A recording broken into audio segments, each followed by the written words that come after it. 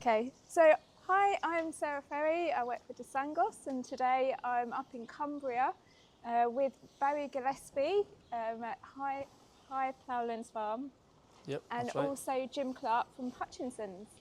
And today we're talking about maize establishment, and we're on a dairy farm here. And Barry, could you tell us a little bit about the farm here and what we've got set up? Well, just myself and mum and dad, who's on holiday at the moment. We milk about 220 cows, 350 acres farmed, and then we have the forage crops of maize, grass, wheat and barley.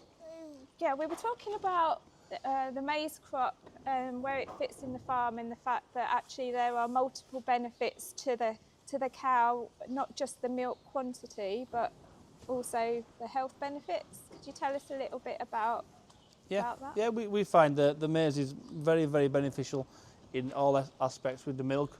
You have the milk, you have the mastitis reduction, the cell counts, feet and your fertility. The only thing it doesn't really do is fat and proteins, but everything else it's all very beneficial. Really stimulates intakes. Very, very good forage to feed really, we find it. So Complements Jim, grass very well.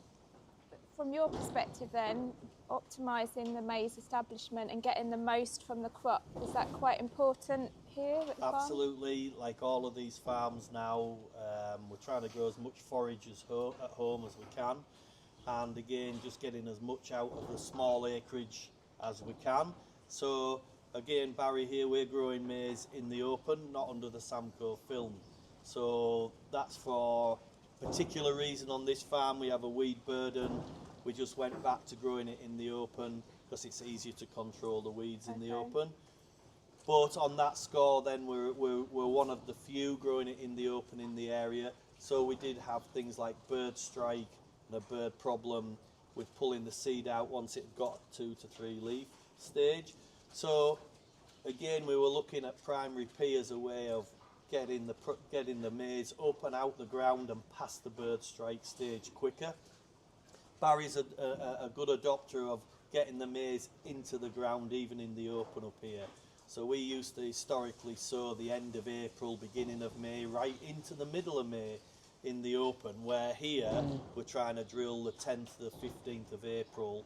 So again, getting the plant up and established, possibly when we haven't as good a weather, is another great use of primary P. So we're talking about better rooting. Root structure, out the ground quicker, more vigorous plants, better colour. And again, historically, loads of FYM, so we've got good soil reserves of phosphate and potash. We do regular soil sampling for lime again. So we're just using what's in the soil to the best ability we can. And we just found that primary P is a great way of getting it up and off.